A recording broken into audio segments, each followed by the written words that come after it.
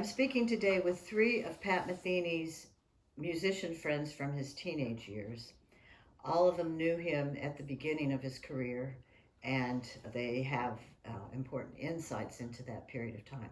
All of this is documented in my book, Beneath Missouri Skies, Pat Metheny in Kansas City, 1964 to 1972.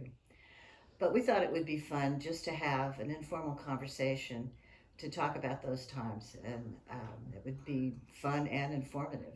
But before we start on that, I would like to introduce our three guests today. First is guitarist Rod Fleeman.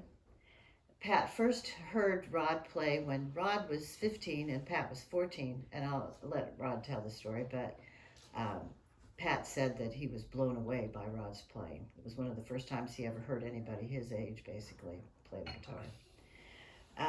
Rod attended first the University of Utah and then went to the University of Miami at Pat's recommendation. After that, he did a lot of freelancing gigs in both Miami and then New York. While he was in New York, he joined the group Dry Jack and toured with them quite a bit and made a couple of albums with them. Through much of Rod's career, he's been based here in Kansas City, but he's on the road almost constantly playing with different people, including the singers Marilyn May, Karen Allison, and Deborah Brown. And he's also currently the very popular guitarist in the Kansas City Jazz Orchestra and has 3 albums, the Rod Fleeman Trio, Saturday Afternoons Live at the Green Lady, Volumes 1, 2, and 3. We also have trumpeter and pianist Dave Scott. Dave met Pat the same afternoon that Rod met Pat. And together with Dave and some other people, they had a lot of sessions in the Metheny basement as they were going through their teenage years, and also spent a lot of time listening to very important albums in their development. Dave lives in New York City, but he also spent a great deal of time in Los Angeles, where he was constantly playing. His group, the Dave Scott Quintet, frequently performs and records in New York City. Dave has 9 albums, many of those with the quintet. He's also taught at the University of Southern California, Western Connecticut State, and the New School. He tours the country extensively, participating in jazz festivals, jazz camps, and clinics. And we also have trombonist Dave Glenn. Dave met Pat through Dave Scott and was part of the Metheny basement jams through that period.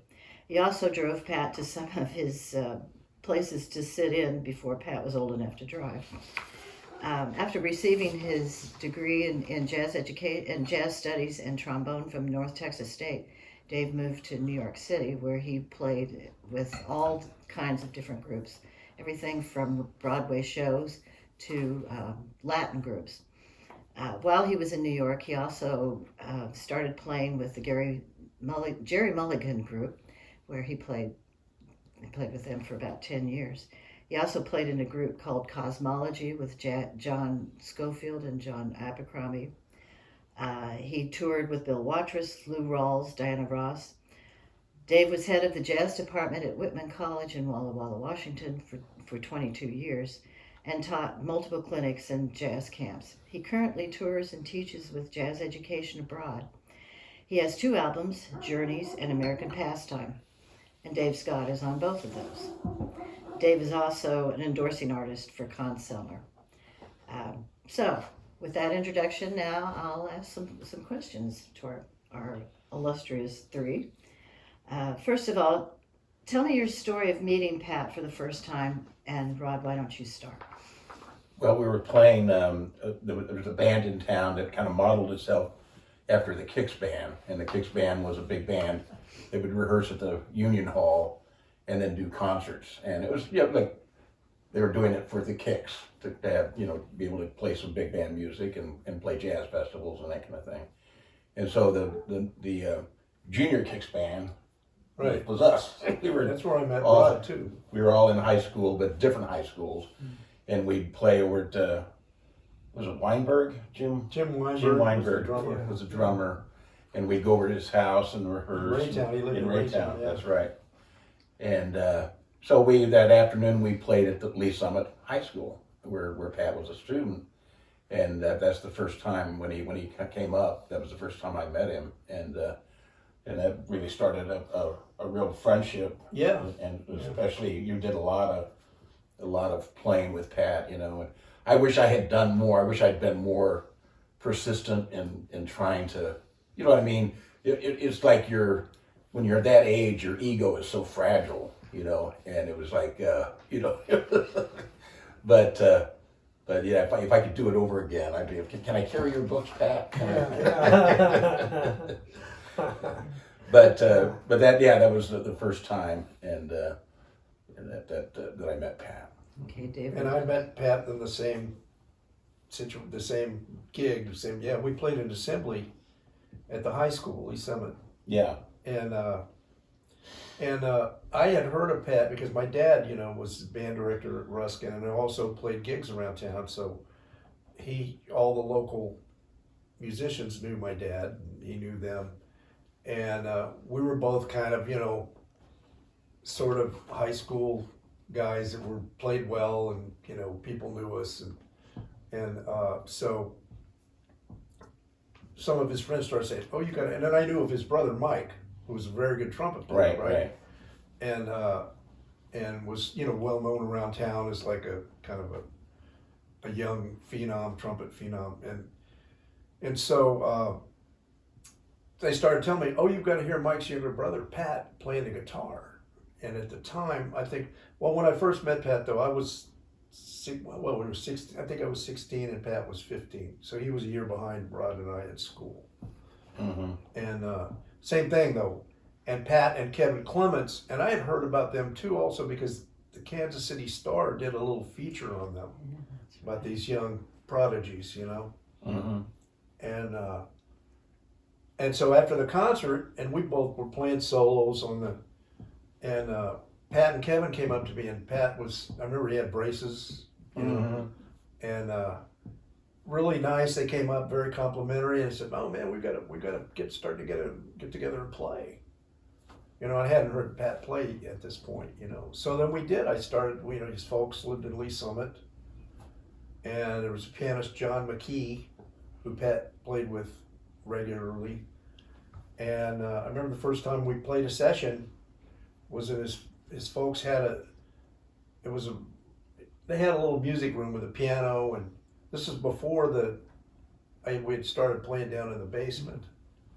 And I remember the first time I went, and this is the first time I heard Pat play, and we played together with just he and I and John, at his parents' house, and I was pretty blown away. I said, "Oh, whoa, this guy's really good," you know. Yeah. But we started playing together regularly, you know. Probably played sessions 2 or 3 times a week. We started playing down in the basement. They had a nice finished basement. Sometimes I would go with her and stay over. And Pat and I would just I played some piano too, and Pat and I would you know, just play, the two of us, well into the wee hours, you know. So. Wow. What about you, Dave? Well, I'm remembering the first time I played was at that Funhouse pizza parlor, and it was. Was that the first time you played with Pat? Pat? Yeah, that's the first time I heard him play, and Davey was the one that convinced me to go hear this guy. And there was an important football game on that same day, and I remember thinking, "Oh man, I kind of want to watch this game," you know. But he convinced me because Davey's into football too, you know. So he says, "No, man, you got to check this guy out." So, and I knew who Mike was too. So the Metheny name had Veritas. So I decided, okay, I'm going to give up the football game and go to this session. You know, when I first heard him play, it was like, oh, forget about football, man. This cat is burning. He really sounded great. And he was 3 years younger than me. I'm a couple of years older than these guys. So, you know, at that age, you think that if you're older, you should be better. And that was a come to Jesus moment for me. I was like, okay, well, there goes that. I'd already had that moment with Dave Scott, but you know, then this guy's, a year younger than Dave Scott, and he's killing it. So, So when you played in the Junior Kicks band, were you in it at all at the same time? I was, yeah, I You was did in for a it minute, too. right? Yeah, Yeah. I was in it my senior year in high school. Oh, okay. And maybe even my junior year in high school. I don't know. I don't remember that for sure. I think I was, because I think Benny Gower was in it. Yeah. And then I came in, and then by the senior year I was playing lead trombone, I think. But anyway, yeah, I was in it, and then these guys came in a little bit later. Yeah. Didn't Mike play in it at one point? Yeah, think he he played did, it yeah. at the Yeah. very Yeah, beginning. yeah. When they first started, he was Yeah. in the Yeah. original Yeah. band. Yeah. Okay, what albums or tunes do you remember listening to with Pat when you'd be over at his house? I know after the sessions, a lot of times you guys would just sit around and listen. Well, we would play a while, and we'd take a break and go upstairs to the living room and listen to records. Yeah, that was a great way to. But I remember Pat when I first time I got together, and we talked about it before, or maybe on the phone, or maybe that day at the summit. He said, "Oh yeah, I've got a like a folder, a little spiral notebook full of tunes, and he liked Monk tunes.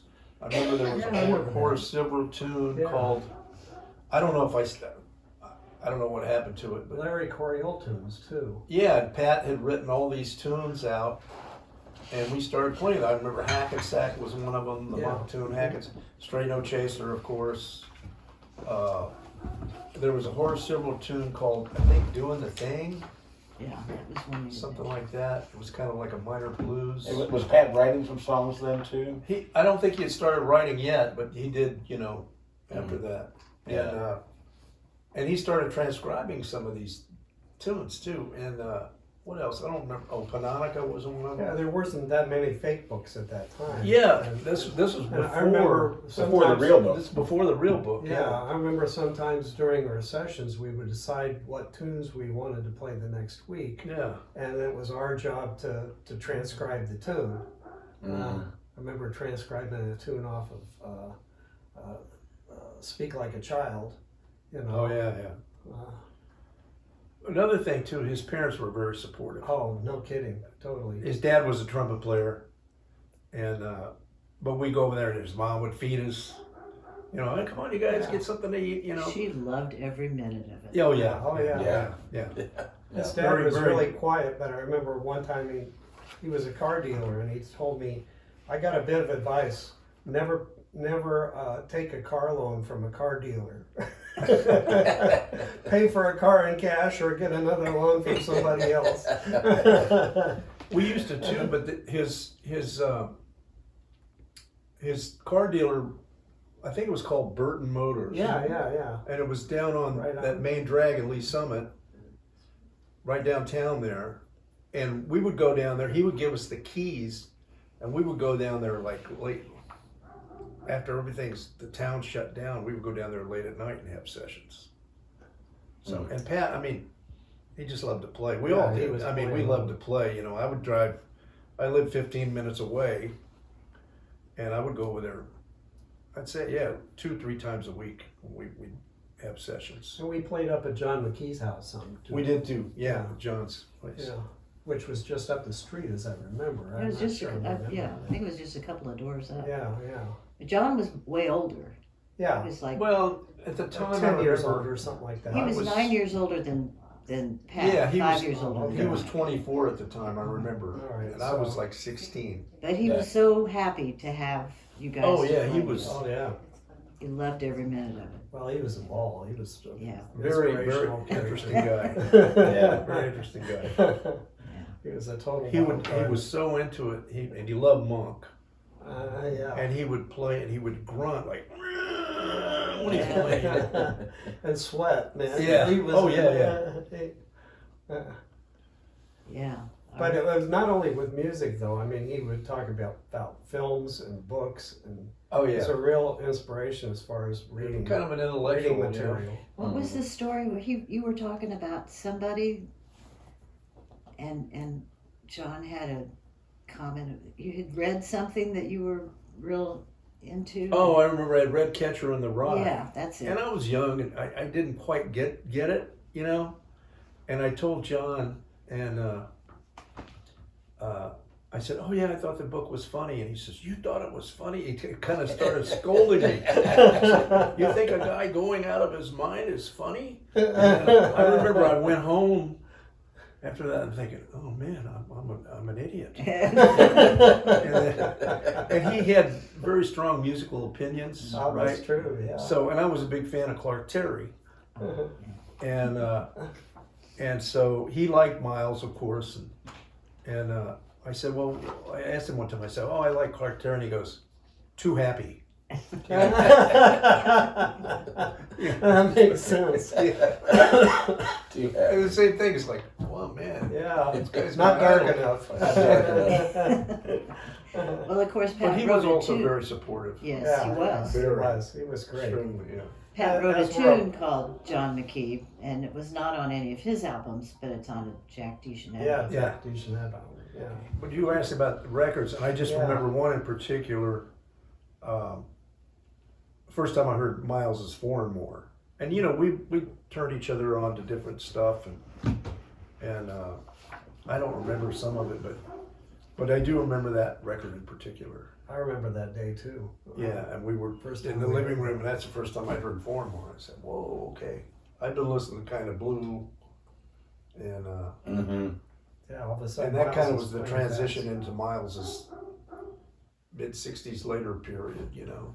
So Well, that one, Four and More got played a lot. yeah, You know, when he was working with Gary Civils, they played that. Well, that's what they called the group Four. Yeah. yeah. Not, I guess that wasn't with Gary, that was with Paul Smith, but First time I heard Sketches of Spain was in his living room. Oh yeah. Also Red Clay. Remember he? Oh yeah. Freddie. Yeah. Yeah. Red Clay. So, what equipment was Pat using then? Ron, you can probably answer this better than. Yeah. Well, you know, when I heard Pat the first time at the Flaming Pit, the restaurant, 63rd and Rock Hill. The building's still there. Oops. When- Pat claims we stole the gig. From Yeah. him. That was our first study gig, and it lasted Yeah. 2 weeks. Yeah.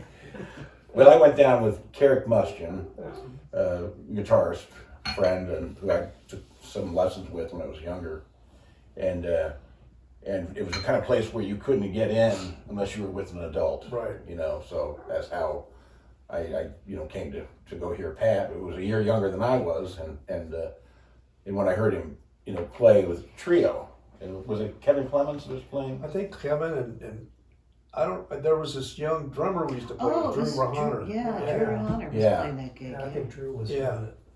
Anyway, I was just We were all in completely, high school, you know. I was completely blown away. I was like, there was not a bit of music on the stage. It was just like when they're playing four, they're Yeah, playing, playing some or waltzes. playing a pop tune. I think Pat played, as I recall, Windy. Like the West Montgomery Yeah. version of Windy. So it was like covering a lot of, and I was just like, he sounds like a veteran, like he's 40 years old. He's been playing for years and years and years.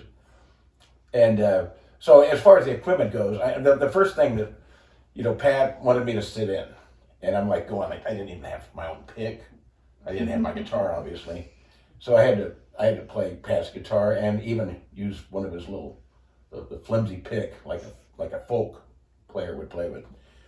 And that was the shock of my life, because Pat got this beautiful sound, and I start playing, I think we're playing like So What or something like that, so something where I didn't have to play the melody. Right. And I'm trying to play, and it's like, plink, plink, plink, plink, plink, plink, plink. Nothing's coming out. The strings are so low, the pick is so, and it was so totally opposite of what the conventional wisdom was back then.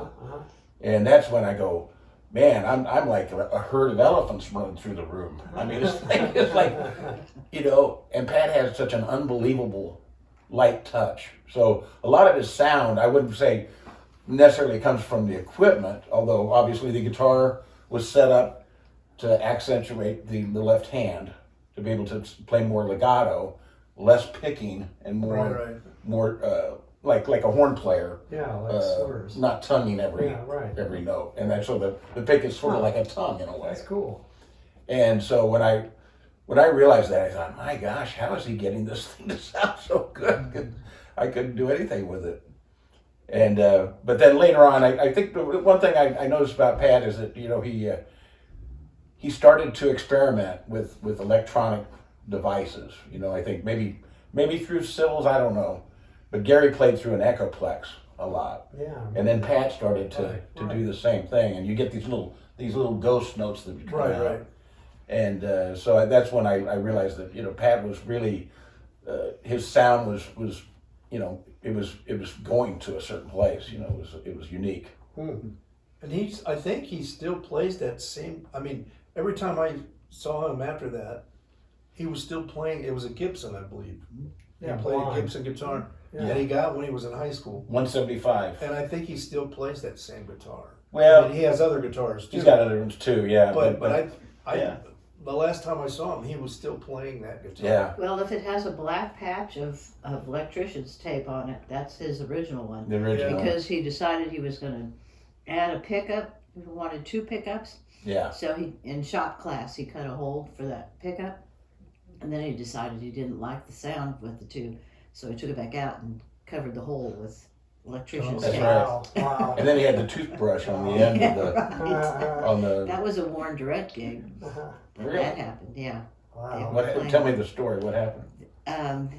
It was Warren Durrett's big band that was playing dance at what's that military academy in Lexington, Missouri? Wentworth? Is that- Wentworth. Yeah, they were playing a dance at Wentworth, and I guess they were spending the night. And Pat had his braces. He was very careful with brushing his teeth, so he had a toothbrush in his gig bag, and he stood up to play a solo, and the strap broke. And he's having a hard time holding on Of course, to yeah. the instrument and playing, and the strap's just kind of flopping.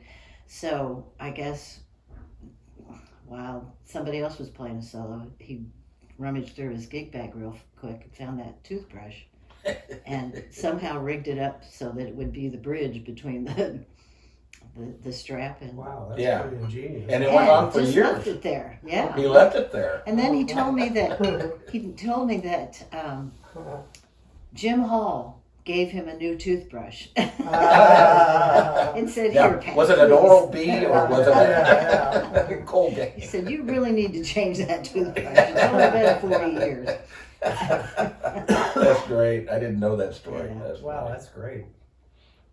Yeah. So yeah, that, and then later on, as I was playing in Dry Jack, we would occasionally run into the Pat Metheny. Yeah, sure. We played at Ryle's one night, and Pat and Lyle came into the club and to hear us play, and maybe Lyle even sat in maybe on guitar. I can't remember, but Lyle played guitar too, and but by then Pat was like had upgraded from the Echoplex to like Right. a Lexicon digital delay, and he'd have multiple Lexicon delays. He'd have them like staggered a little bit separated from each other. Wow, wow. Wasn't Pat the first guy that he would always have 2 amps? Yeah, that's because of the Lexicon, Yeah. because he could bounce back and forth. Everything, he would always have. Yeah. And the guitar would have a It was really kind of a big neat sound, thing, yeah. because it was sort of, Yeah. there'd be a little bit of a delay between the 2 Yeah. amps, and then I think you told me that Gary Burton, or maybe I just saw the Rick Beato interview, Alright. but Gary Burton said that Pat was extremely tight with money, Yeah. and when he was in Boston, he wouldn't even buy a winter coat, but when it came to equipment, Forget about it was forget about it. Yeah, I gotta have this. So he was just so driven, and That that's- is priorities. Yeah. Well, when we used to hang out, even when we'd go upstairs and hang out, and Pat would just bring his guitar, and he was constantly practicing. yeah. Even when we're sitting there talking, he was. That's crazy. He didn't have amp, so it wasn't very loud. but Right. Yeah. Yeah. Constantly. When did you notice Pat was moving musically beyond his contemporaries, and how did that present itself? I remember a story you told me, David, about you went to hear him. Maybe it was when you were playing with Cosmology, or you went to hear him someplace and you were expecting the happy-go-lucky Pat, always. Well, Smiling I and do remember, laid back. yeah, actually, that does spur my memory. There was a whole week in Boston where Cosmology was playing at Paul's Mall, and he was playing in a club that was owned by the same club owner. It was right next door, and that was the very beginning of the Pat Metheny group. Wow. And in fact, it was just after they had recorded the album that has San Lorenzo on it, and so they were packed every night. We were trading sets with Stan Getz's quartet, Wow. of all things, which Wow. really was weird because Cosmology was this fusion band and Stan Getz was Stan Getz, and Right. Stan wasn't very happy with trading sets with this freaky Cosmology band. But so during Stan's set, I would go next door and hear Pat, and then after our gig was over, they played later too. Who was playing guitar in Cosmology at the time? Steve. Was it Schofield or? No, it wasn't Schofield. I don't think we had a guitar player at that time. Okay. Steve Robbins was playing keyboards. It was right at the very end of the portion where I played with Cosmology. It was after George Wadenius played with the band, and I don't think we had a guitar player after that. Anyway, so I went, after our gig was over, I would go hear them finish their set, and then I was staying with Lyle and Danny Gottlieb, who had an apartment. So then we'd go out to eat with everybody, and then I'd go crash with Lyle and Danny Gottlieb. And there was this one night when Pat was like, he was fed up playing all his usual stuff, so he decided to play something really out. And it was way out, Yeah. And the crowd dug it, and I was sitting there thinking, oh, Pat, you're gonna lose this crowd. This is like way too out for me, And the crowd, by that time, he had the crowd by, in the palm of his hand. He Oh, could have man, done yeah. anything. And Yeah. so he was pushing the envelope and having a ball doing it. Yeah. He wanted to get away He from wasn't. He wasn't afraid to No, he's to absolutely not. experiment and then the first time I heard him. This was probably 76, maybe 70, probably 76. I was going to college at Springfield in Missouri State, and they took the band to the Wichita Jazz Festival. And back then, that was a big festival. There were a bunch of people. Clark Yeah. Terry, Bill Well, Evans was that's there. where Pat met Gary Burton. Yeah, well, he was playing with Gary Burton. And there were two guitars. I was hanging out with Arnie Lawrence. I don't know if you remember, he was a sax sure. player from New York. Great guy. And Arnie was telling me, he said, you got to hear this. Mick Goodrick was playing. Huh. Gary used two guitars. Right. It's Gary's band, and I think Steve Swallow was playing. Yeah. Mm-hmm. Bob Moses. Yeah, probably that band. And I just remember, I hadn't seen Pat in I don't know, last time I had seen him, maybe it was 72 or 73. And I just remember saying, okay, he's taking another step, a big leap. And I just remember he and Mick, they both sounded great. They played very different, but then later on, I had moved to Corpus Christi, Texas for a year. I had family down there shortly before I moved to New York the first time. And he came through with his band with Lyle. And Dave and I knew Lyle from school at North Texas. Right. We'd gone to school with him. We knew him well and played with him. And so anyway, he brought that band through with Mark Egan and Danny Gottlieb. Yeah. And at that point, I thought, I heard the band came to the gig and they played a little club there. And And I got to hang out too. We spent some time, you know, that was right on the coast. I remember we all went out and were hanging out on the beach later. And anyway, but I remember hearing that, and I thought, okay, that was when Pat really started to find his, you know, they were playing his compositions, and that he was really starting to find the voice that you know, you could still hear, you know, when I heard him with his own band. Yeah. You know. Yeah, when I was going to school in Miami, oddly enough, you know, I missed some of the period where Pat, you know, was still playing around town, because I was you know, went to Utah for a year, and but by the time I went to Miami, you know, and Pat had given me a good recommendation for a scholarship there, that I started to hear these underground tapes, like the Power Trio.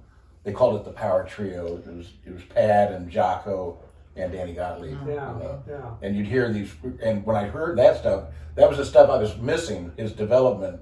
You know, he was now, 19? And, you know, and he just left Miami to go to Boston. But I started to hear it, and I'm going, oh my gosh, you know, he was always great. But now I could hear that he had his own voice, you know, that, you know, he had magically Went to that level, yeah. yeah, had that sound where you know who it is, you know, one or two notes into the song, exactly. you know who you're listening to.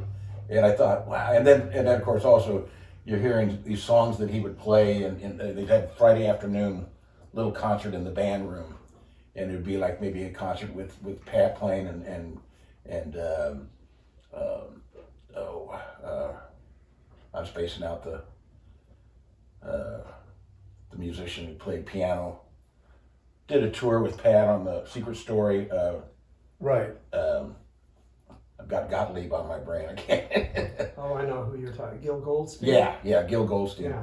And so I'd hear, you know, like a tune by Pat, like April Joy, and it's just like I'm just going, oh my gosh, you know, it's like this, you know, he's there. You know, one of the things that's interesting about Pat is that when we were growing up, there was kind of a standard way of making it as a jazz musician. And that was, and maybe not so much for guitar players, but in a way it was, is to go to school for a few years and then move to New York, and maybe in between go on one of the road bands, you know, like Woody Herman or Stan Kenton or Buddy Rich or something like that. And I was very much thinking of that, you know, format. And then when I moved to New York, I kind of skipped over that road band thing. But I still went to New York. Well, Pat, he went from Miami to Boston and then formed his own group to do his own thing and became a band leader. Yeah. You know, like pretty much right off the bat, Well, except for the period with Gary Burton. Yeah. That kind of You know? springboarded him. Yeah. Yeah, the Gary Burton Gary thing. Burton really was a mentor. Yeah, because people started to Yeah. take notice. Right. So he And the he skipped the New York part, you know. Yeah, he did. No, he But lived then in he New ended York up later. Yeah, moved to New York later. Yeah. And then Gary Burton, he hooked up with in Boston. Yeah, you know, yeah. So, Right, Yeah. through Mick Gilbert. Yeah.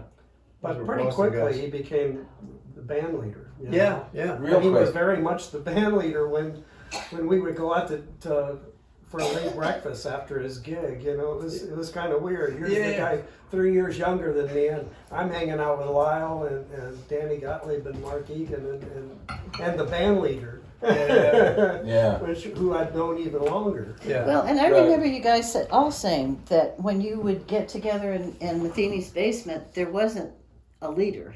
Pat was No. never No. my No, house, it was my like chart. just a jam session. No, It was just- yeah, Yeah, just like, what do So you want it to play? must Oh, have what do you want been- to play? kind of different to all of a sudden see him. Yeah, it was. It was different. Because of that little book, you know, and then I started looking for tunes after that, because Pat had all these tunes that he liked to play, monk tune. I think John McKee. John McKee loved Monk, and so that he kind of had Yeah. some influence there. Mm-hmm. But then I started looking for, right, that was before any of the real books or any of those Yeah, Right. fake books. We would learn tunes sometimes just off recordings, absolutely. you know. Yeah. And, When you and I learned a bunch of tunes in high school. yeah, that's right. Just by ear. Mm-hmm. Yeah. Yeah. We would play have sessions at your house with your dad playing piano.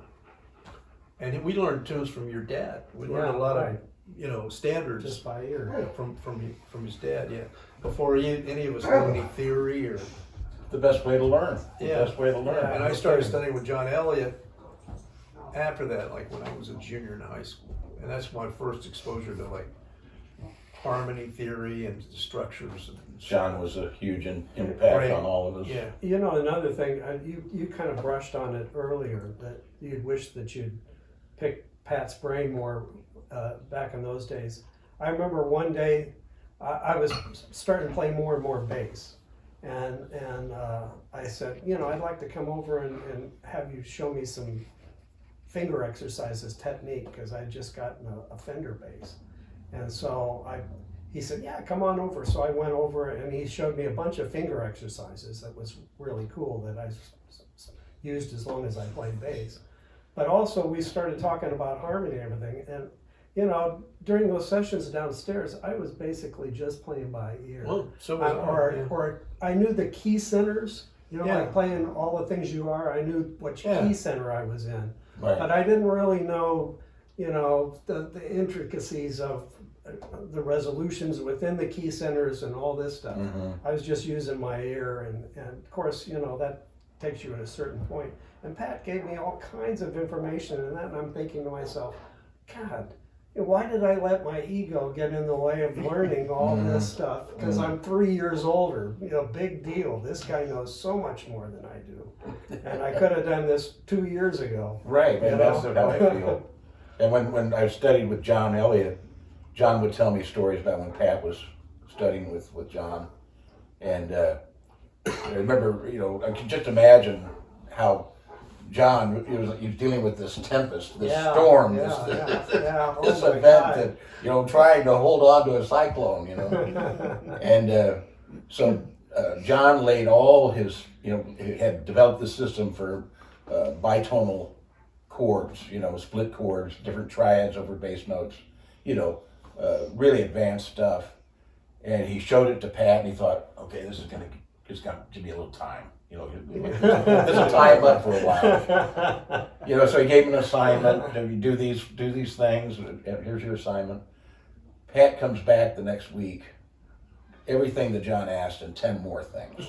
Yeah. And John is flabbergasted. He goes, "How did you do this in 1 week? How's that possible?" And Pat said, "I was so excited. I stayed in my room all week. Yeah. My mom brought food up to me, and I worked on this stuff I nonstop." totally believe that. It's like, That was the way he worked.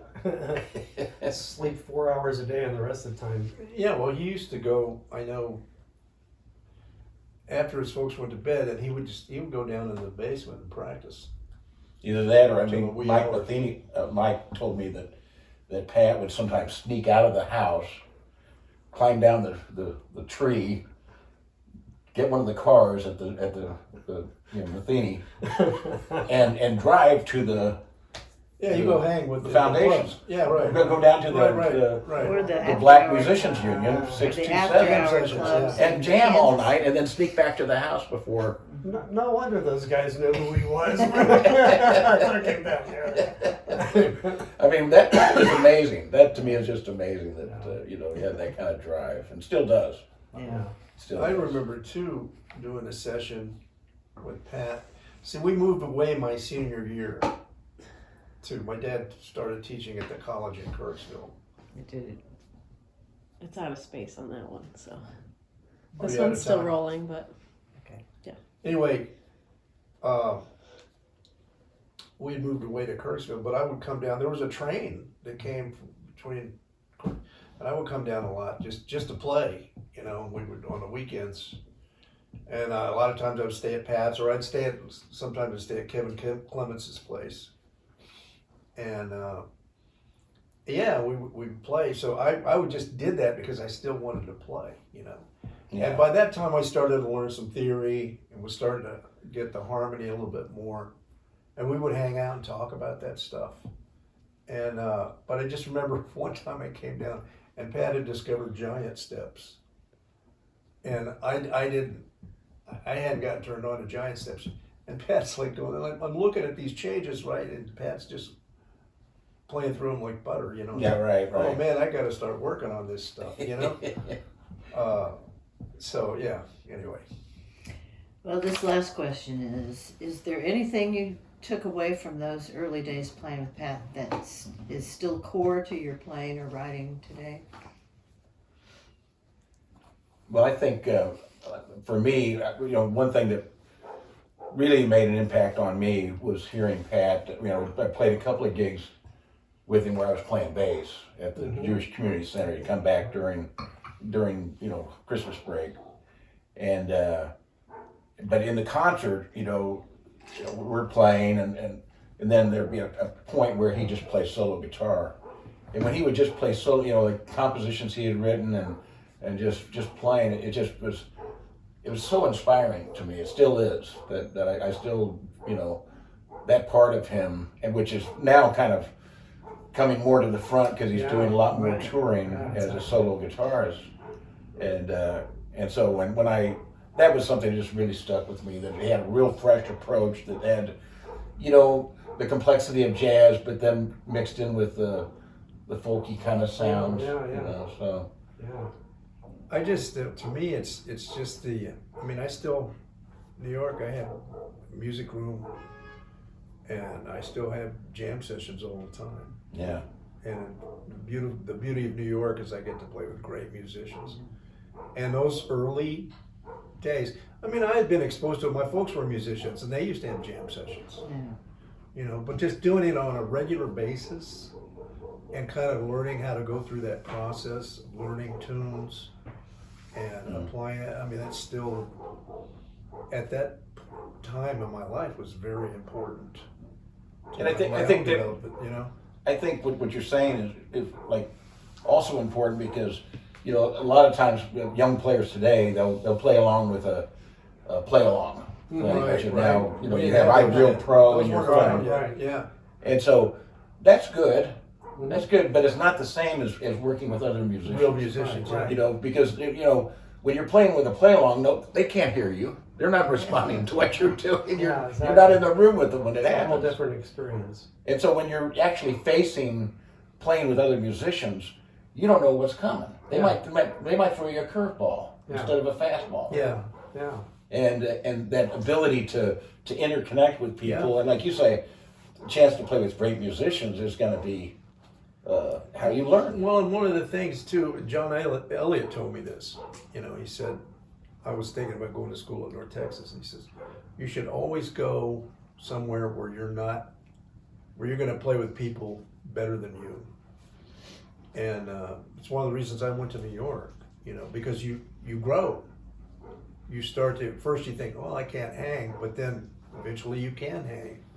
You keep playing with people that are great. Yeah. And that was one of the things I got from playing with Pat, because he was great, and I felt by playing with him, I got better. Sure. So. Yeah, that's definitely true. Just his example of what it takes to become a musician on that level. Other guys were practicing an hour a day, while he was practicing 9 hours a day. And still is. And still is. And I'll never catch up. So it gives you a whole different paradigm about what it takes to become play on that level. Yeah. One of the things I've gotten from him is kind of what I was alluding to before, is not being afraid or reluctant to play with people from a totally different generation. I've been playing with this 21-year-old guitar player from Beijing. Just the two of us, or sometimes with an electric bass player. A time or two a week. And when he started playing, he wasn't all that good, but he's really smart and way into it. And every week he would get better and better, and he's coming up with tunes that I've never heard of, stuff from Brazil, all this other stuff, because he's like a sponge. He's like way into it. So it's a total inspiration. Yeah. So hearkening back to that early time when I was castigating myself for, waiting so long to pick Pat's brain. It's like, well, this guy's getting better and better. I'm going to hang out with him. I'm getting a chance to play with a human being rather than the play-alongs, Right. And he's teaching me a bunch of stuff, and I'm not in a role of teacher and him student at all. In fact, I've rejected that whole thing because I don't want to teach anymore. So we've got a whole different relationship, and it's really fun. But a lot of that's coming from Pat, the inspiration of being with Pat at a very early age. Yeah. Was there anything that any of you would like to add that I didn't think of? Pat Metheny, the Iron Man of all time. I don't think there's anybody that's worked harder at it, That's true, man.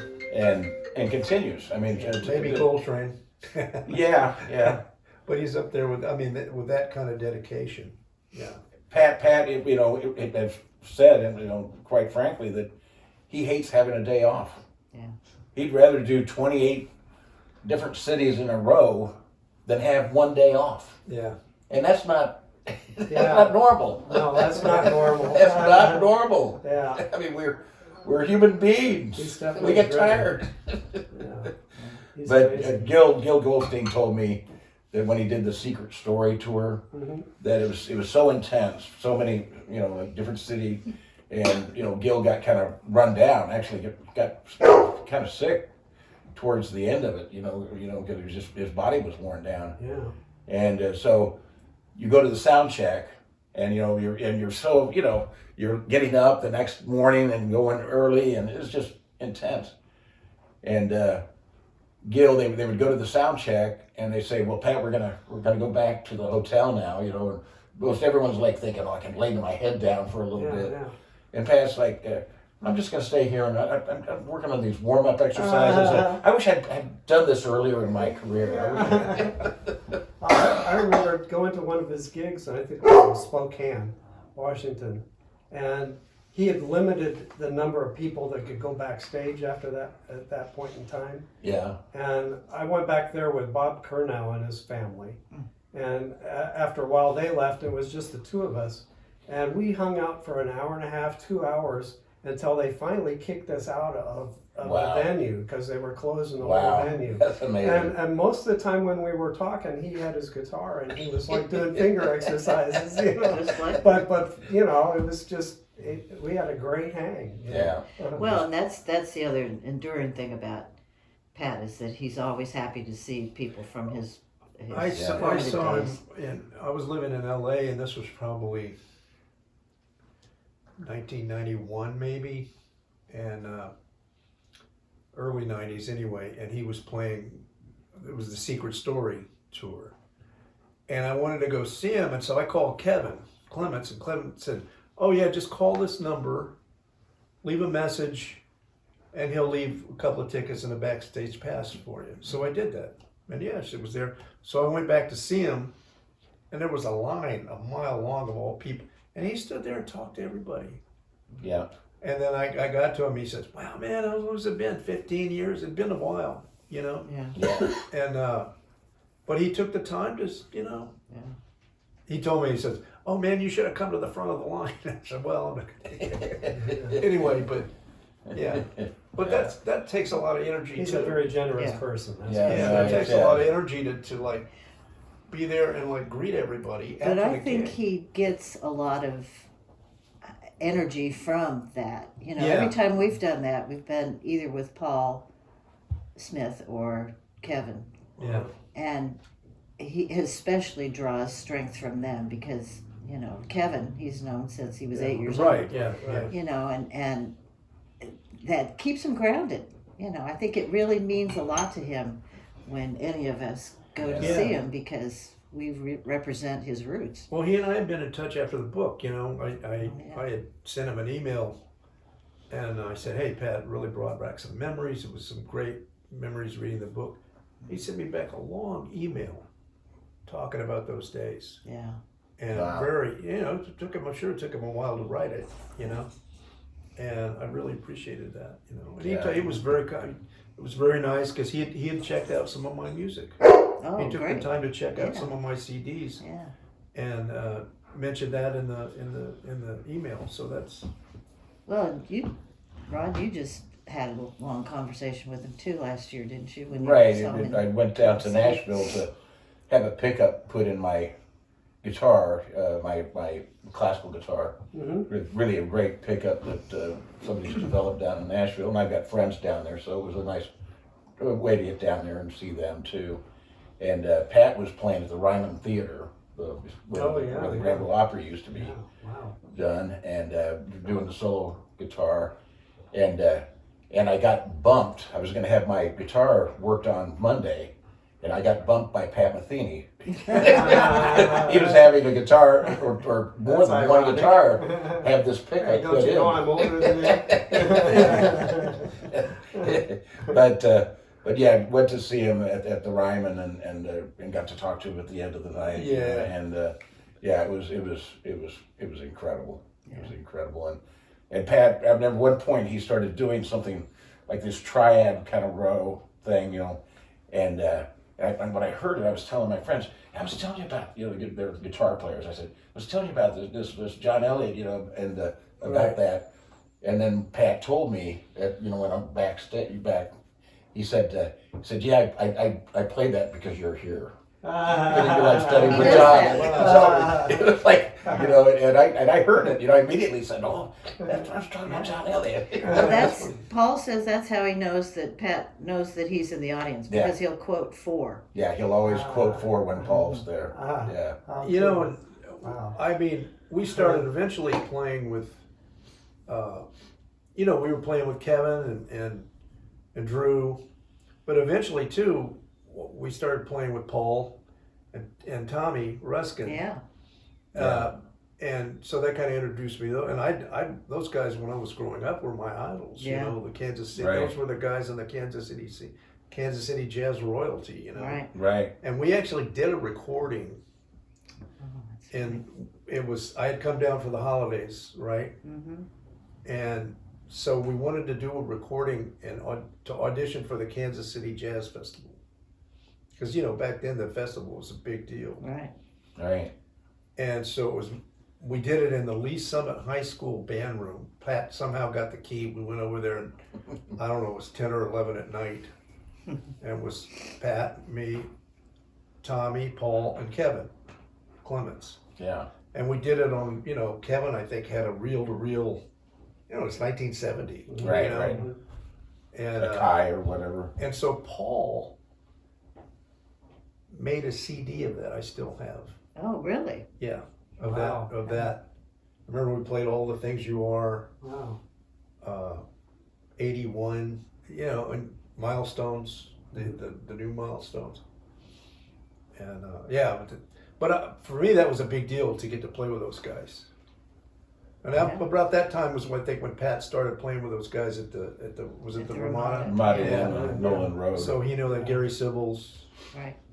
And Yeah, and I remember going to hear him play. I was at school at Utah, but I came back to and went out to hear Pat play, and just like, oh yeah, blew the lid off the place. yeah. I would go sit in. That was Yeah. Dave Beloved and Brooks Wright, right? Yeah. That's right. Yeah. Yeah. And Paul. Yeah. And I remember we were rejected by the Kansas. Well, we didn't the get on story. the festival. Oops. The story. Yeah, right. The story I heard was that they never received the tape. Oh, really? That they lost the tape somehow. Oh jeez. Oh, was that it? man. Okay. So you weren't rejected. They just Oh, didn't okay. hear. So, okay. Well, but Paul Okay, on now. the CD said something about the I can't remember. It never made it to the No, I don't think they would have rejected that. But Tim's dad was one of the guys that was interested. Right. Yeah. Well, this has been great. Thank you so Yeah, much sure. for all of this. Thank I've you. got to answer this phone call.